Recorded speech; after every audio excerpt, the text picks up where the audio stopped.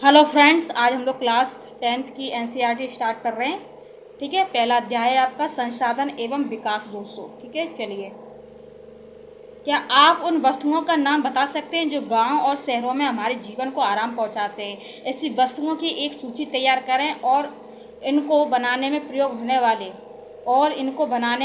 होने वाले पदार्थों का नाम बताएं दोस्तों आप लोग। ठीक है, चलिए, हमारे पर्यावरण में उपलब्ध प्रत्येक वस्तु जो हमारी आवश्यकताओं को पूरा करने में प्रयुक्त की जाती है और जिसको बनाने के लिए प्रौद्योगिकी उपलब्ध है, जो आर्थिक रूप से संभाव्य और सांस्कृतिक रूप से मान्य है, एक संसाधन है। क्या है? संसाधन है दोस्तों। ये हो गई संसाधन की परिभाषा। ठीक है, आगे देखिए, हमारे पर्यावरण में उपलब्ध वस्तुएं इधर देख लेते हैं। देखिए, जैसे कि भौतिक पर्यावरण, प्रकृति है ये। ठीक है, इधर देख लेते हैं, ये मानव, इधर प्रौद्योगिकी, इधर संस्थाएं। इस तरीके से आप डिफाइन कर सकते हैं दोस्तों। ठीक है, प्राकृतिक, प्रौद्योगिकी और संस्थाओं के मध्य अंतर संबंध काफ़ी अच्छा है। आप मेन एग्जाम में भी इसका लाभ उठा सकते हैं। चलिए, संसाधन को डिफाइन कर लेते हैं। संसाधन एक तरफ है प्राकृतिक, एक तरफ है मानवीय। मानवीय माने मनुष्य द्वारा, हम लोगों द्वारा बनाए गए। ठीक है, प्राकृतिक माने अपने आप नेचुरल। ठीक है, देखिए, प्राकृतिक में क्या जाता है? नवीकरणीय योग्य, अनवीकरण युग। ठीक है, इधर देख लेते हैं। नवीकरण युग में इसमें क्या है? सतत अथवा प्रभाव, जैसे पवन, जल। जैव में प्राकृतिक, वनस्पति, वन्य जीव। ठीक है, ये सब। इधर देख लेते हैं अनवीकरण योग्य में। इधर देखिए, इधर है पुण्यचक्रीय, एक है इधर अचक्रीय। देखिए, पुण्यचक्रीय में आ जाती है धातु, अचक्रीय में क्या आ जाता है? जीवाश्म ईंधन, जैसे कि आपको यहाँ पर दिख रहा है दोस्तों। ठीक है, मानवीय में जैसे संरचनाएं एवं संस्थाएं। ठीक है, मात्रा एवं गुणवत्ता, ये सब दोस्तों। ठीक है, मैंने आपको यहाँ पर बताया था वस्तुएं, उपलब्ध वस्तुएं, यहाँ पर हम पढ़ रहे थे, यहाँ से हम यहाँ पर आ गए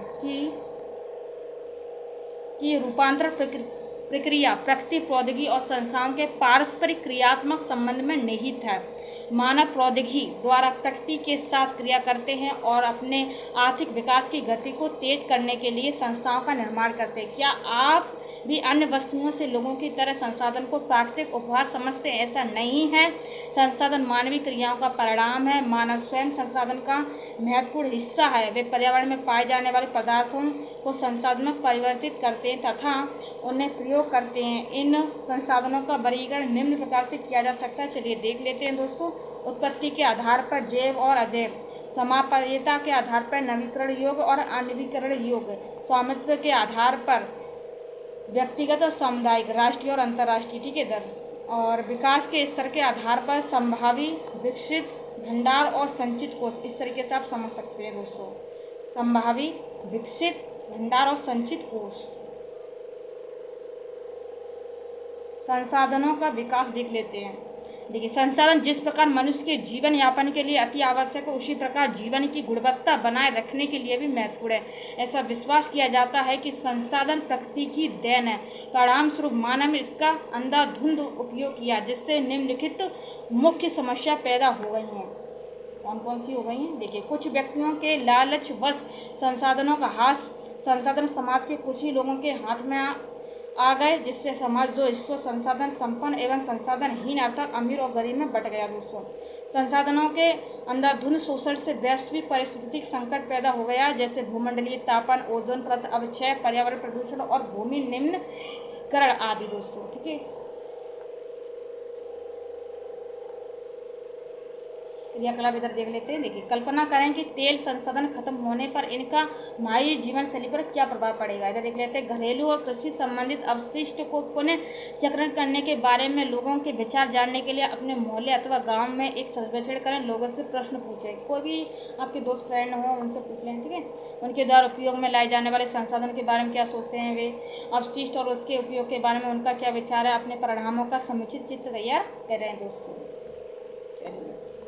मानव जीवन की गुणवत्ता, थोड़ा सा मानव जीवन की गुणवत्ता और विश्व शांति बनाए रखने के लिए संसाधनों का समाज में न्याय संगत बंटवारा आवश्यक हो गया। कुछ ही व्यक्तियों तथा देशों द्वारा संसाधनों का वर्तमान दोहन जारी रहता है तो हमारी पृथ्वी का भविष्य खतरे में पड़ सकता है। इसलिए हर तरह के जीवन का अस्तित्व बनाए रखने के लिए संसाधनों के उपयोग की योजना बनाना अति आवश्यक है। सतत अस्तित्व सही अर्थ में सतत पोषणीय विकास का ही एक हिस्सा है दोस्तों। आई होप आपको समझ में आ गया। इधर देखते हैं सतत पोषणीय विकास, वेरी वेरी इंपॉर्टेंट। देखिए सतत पोषणीय आर्थिक विकास का अर्थ है कि विकास पर्यावरण को बिना नुकसान पहुंचाए और वर्तमान विकास की प्रक्रिया भविष्य की पीढ़ियों की आवश्यकताओं की अवहेलना न करे। रियो डी जेनेरो पृथ्वी सम्मेलन 1992। जून 1992 में 100 से भी अधिक राष्ट्र अध्यक्ष ब्राजील के शहर रियो डी जेनेरो में प्रथम अंतर्राष्ट्रीय पृथ्वी सम्मेलन में एकत्रित हुए। सम्मेलन का आयोजन विश्व स्तर पर उभरते हुए पर्यावरण संरक्षण और सामाजिक आर्थिक विकास की समस्याओं का हल ढूंढने के लिए किया गया था। इस सम्मेलन में एकत्रित नेताओं ने भूमंडलीय जलवायु परिवर्तन और जैविक विविधताओं पर एक घोषणा पत्र पर हस्ताक्षर किया। रियो सम्मेलन में भूमंडलीय वन सिद्धांतों फॉरेस्ट प्रिंसिपल्स पर सहमति जताई और 21वीं शताब्दी में सतत पोषणीय विकास के लिए एजेंडा 21 को स्वीकृति प्रदान की गई। एजेंडा 21 जान लेते हैं, वेरी वेरी इंपॉर्टेंट। देखिए यह घोषणा जिसे 1992 में ब्राजील के शहर रियो डी जेनेरो में संयुक्त राष्ट्र पर्यावरण और विकास सम्मेलन UNCED के तत्वाधान में राष्ट्राध्यक्ष द्वारा स्वीकृत किया गया। इसका उद्देश्य भूमंडलीय सतत पोषणीय विकास हासिल करना। यह एक कार्यसूची है जिसका उद्देश्य समान हित और पारस्परिक आवश्यकता एवं सम्मिलित जिम्मेदारियों के अनुसार विश्व सहयोग द्वारा पर्यावरणीय क्षति, गरीबी और रोगी से निपटना। एजेंडा 21 का मुख्य उद्देश्य यह है कि प्रत्येक स्थानीय निकाय अपना स्थानीय एजेंडा 21 तैयार करे। संसाधन नियोजन। संसाधन के विवेकपूर्ण उपयोग के लिए नियोजन एक सर्वमान्य रणनीति। इसलिए भारत जैसे देश में जहां संसाधन की उपलब्धता में बहुत अधिक विविधता है, यह और भी महत्वपूर्ण है। यहाँ ऐसे प्रदेश भी हैं जहाँ एक तरह के संसाधनों की प्रचुरता है परंतु दूसरी तरह के संसाधनों की कमी है। कुछ ऐसे प्रदेश भी हैं जो संसाधनों की उपलब्धता के संदर्भ में आत्मनिर्भर हैं और कुछ ऐसे भी प्रदेश हैं जहाँ महत्वपूर्ण संसाधनों की अत्यधिक कमी भी है। उदाहरण हम देख लेंगे झारखंड, मध्य प्रदेश, छत्तीसगढ़ आदि प्रांतों में खनिज और कोयले के प्रचुर भंडार हैं। कहाँ पर? झारखंड, मध्य प्रदेश और छत्तीसगढ़ में, ठीक है। अरुणाचल प्रदेश में जल संसाधन प्रचुर मात्रा में पाए जाते हैं परंतु मूल विकास की कमी है। राजस्थान में पवन और सौर ऊर्जा संसाधन की बहुतायत है लेकिन जल संसाधन की कमी। लद्दाख का शीत मरुस्थल देश के अन्य भागों से अलग पड़ता है, अलग थलग पड़ता है, इस तरीके से लिखा, ठीक है। यह प्रदेश सांस्कृतिक विरासत का धनी है परंतु यहाँ जल आधार बुद्ध अवसंरचना तथा कुछ महत्वपूर्ण खनिजों की कमी। इसलिए राष्ट्रीय, प्रांतीय, प्रादेशिक और स्थानीय स्तर पर संतुलित संसाधन नियोजन की आवश्यकता है। यहाँ पर आगे देखिए क्रियाकलाप। अपने राज्य में पाए जाने वाले संसाधनों की सूची तैयार करें और जिन महत्वपूर्ण संसाधनों की आपके राज्य में कमी उनकी पहचान करें। आप उत्तर प्रदेश की छात्र, अगर आप UPSC के एग्जाम देने वाले हैं, RO के देने वाले हैं तो आप लोग इस सूची को टेलीग्राम पर जरूर शेयर करें हमारे ग्रुप में। चलिए देख लेते हैं भारत में संसाधन नियोजन। संसाधन नियोजन एक जटिल प्रक्रिया है जिसमें निम्नलिखित सोपान है। नंबर का देख लेते हैं, इधर का देख लेते हैं। देश के विभिन्न प्रदेशों में संसाधन की पहचान कर उनकी तालिका बनाना, इस कार्य में क्षेत्रीय सर्वेक्षण मानचित्र बनाना और संसाधनों का गुणात्मक एवं मात्रात्मक अनुमान लगाना व मापन करना। आगे देखते हैं खा नंबर पर। देखिए संसाधन विकास योजना लागू करने के लिए उपयुक्त प्रौद्योगिकी, कौशल और संस्थागत नियोजन ढांचा तैयार करना। संसाधन विकास योजना और राष्ट्रीय विकास योजना में समन्वय स्थापित करना। स्वाधीनता के बाद भारत में संसाधन नियोजन के उद्देश्य की पूर्ति के लिए प्रथम पंचवर्षीय योजना से ही प्रयास किए गए हैं। याद करो, देखिए समुदाय भागीदारी की सहायता से समुदाय, ग्राम पंचायत, वार्ड स्तरीय समुदाय द्वारा आपके आसपास के क्षेत्र में कौन से संसाधन विकसित किए जा रहे हैं, ठीक है। तो आप लोग इसे जरूर शेयर करें लिखकर। किसी क्षेत्र के विकास के लिए संसाधनों की उपलब्धता एक आवश्यक शर्त है परंतु प्रौद्योगिकी और संस्थाओं में तदनुरूपी प्रवर्तनों के अभाव में मात्र संसाधनों की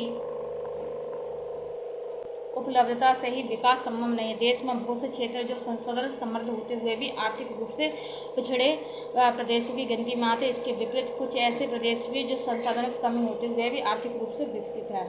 क्या आप संसाधन संपन्न परंतु आर्थिक रूप से पिछड़े और संसाधन विहीन परंतु आर्थिक रूप से विकसित प्रदेश के नाम बता सकते हैं? ऐसी परिस्थितियाँ होने के कारण बताएं। आप लोग कमेंट बॉक्स में जरूर लिखेंगे, ठीक है। चलिए उपनिवेशन का इतिहास हमें बताता है कि उपनिवेशों में संसाधन संपन्न प्रदेश विदेशी आक्रमणकारियों के लिए मुख्य आकर्षण रहे। उपनिवेशकारी देशों ने बेहतर प्रौद्योगिकी के सारे उपनिवेशों के संसाधनों का शोषण किया तथा उन पर अपना आधिपत्य स्थापित किया। अतः संसाधन किसी प्रदेश के विकास में तभी योगदान दे सकते जब वहाँ उपयुक्त प्रौद्योगिकी विकास और संसाधन परिवर्तन किए जाए। उपनिवेशन के विभिन्न चरणों में भारत ने इन सब का अनुभव किया। अतः भारत में विकास सामर्थ्य तथा संसाधन विकास लोगों के मुख्य संसाधनों की उपलब्धता पर ही आधारित नहीं है, बल्कि इसमें प्रौद्योगिकी, मानव संसाधनों की गुणवत्ता और ऐतिहासिक अनुभव का भी योगदान रहा है।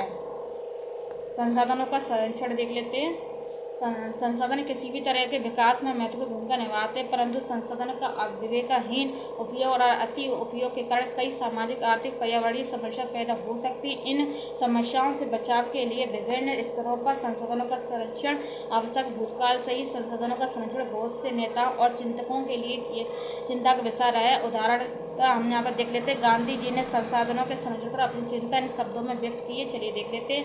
हमारे पास हर व्यक्ति की आवश्यकता पूर्ति के लिए बहुत कुछ है, लेकिन किसी के लालच की संतुष्टि के लिए नहीं। अतः हमारे पास पेट भरने के लिए बहुत है, लेकिन पेटी भरने के लिए नहीं। उनके अनुसार विश्व स्तर पर संसाधन ह्रास के लिए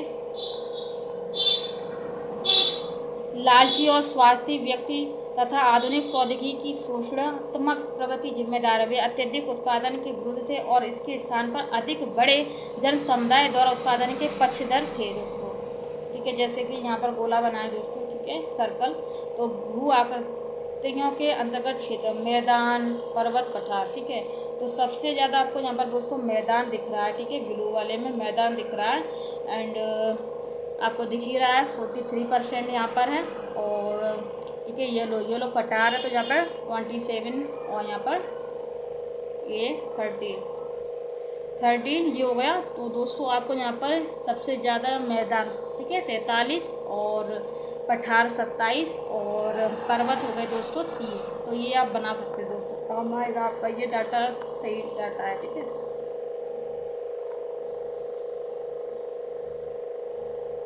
भू संसाधन, जैसे कि हम भूमि पर रहते हैं, इसी पर अनेक आर्थिक क्रियाकलाप करते हैं और विभिन्न रूपों में इसका उपयोग करते हैं। अतः भूमि एक महत्वपूर्ण प्राकृतिक संसाधन, प्राकृतिक वनस्पति, वन्यजीव, मानव जीवन, आर्थिक क्रिया, परिवहन तथा संचार व्यवस्था भूमि पर ही आधारित है। परंतु भूमि एक सीमित संसाधन है, इसलिए उपलब्ध भूमि का विभिन्न उद्देश्यों के लिए उपयोग सावधानियों और योजनाबद्ध तरीके से होना चाहिए। भारत में भूमि पर विभिन्न प्रकार की भू आकृति जैसे पर्वत, पठार, मैदान और द्वीप पाए जाते हैं। लगभग 43% भू क्षेत्र मैदान, जो कि मैंने अभी बताया था, और जो कृषि और उद्योग के लिए विकास के लिए सुविधाजनक है। पर्वत पूरे भू क्षेत्र के 30% भाग पर बेस कुछ 12मासी नदियों के प्रभाव को सुनिश्चित करते हैं। पर्यटन विकास के लिए अनुकूल परिस्थिति प्रदान करता है और पारिस्थितिक के लिए महत्वपूर्ण। देश के क्षेत्रफल का लगभग 27% हिस्सा पठारी क्षेत्र है। इस क्षेत्र में खनिज, जीवाश्म ईंधन और वनों का अपार संचय कोष है दोस्तों। ठीक है, भू उपयोग देख लेते हैं। भू संसाधनों का उपयोग निम्नलिखित उद्देश्य से किया जाता है। वन, कृषि के लिए अनुपलब्ध भूमि, बंजर तथा कृषि अयोग्य भूमि, गैर प्रयोजन में लगाई भूमि जैसे इमारतें, सड़क, उद्योग इत्यादि। प्रति भूमि के अतिरिक्त अन्य कृषि अयोग्य भूमि, स्थायी चारागाह तथा अन्य गोचर भूमि, विविध वृक्ष फसलों तथा उपवनों के अधिनियम में जो शुद्ध बोए गए क्षेत्र में शामिल नहीं है। ठीक है, कृषि योग्य बंजर भूमि जहाँ 5 से अधिक वर्षों से खेती नहीं की गई हो दोस्तों। परत भूमि देख लेते हैं। वर्तमान परती जहाँ एक कृषि वर्ष या उससे कम समय से खेती नहीं की हो। ठीक है, वर्तमान परती भूमि के अतिरिक्त अन्य परती भूमि या पुरातन परती जहाँ 1 से 5 कृषि वर्ष से खेती नहीं की गई है दोस्तों। ठीक है, शुद्ध निवल बोया गया क्षेत्र वह भूमि जिस पर फसलें उगाई व काटी जाती हैं वह शुद्ध निवल बोया गया क्षेत्र कहलाता है। एक कृषि वर्ष में एक बार से अधिक बोए गए क्षेत्र को शुद्ध निवल बोए गए क्षेत्र में जोड़ दिया जाता है, तो वह सकल कृषि क्षेत्र कहलाता है। ये बहुत ज़्यादा इम्पोर्टेंट है दोस्तों।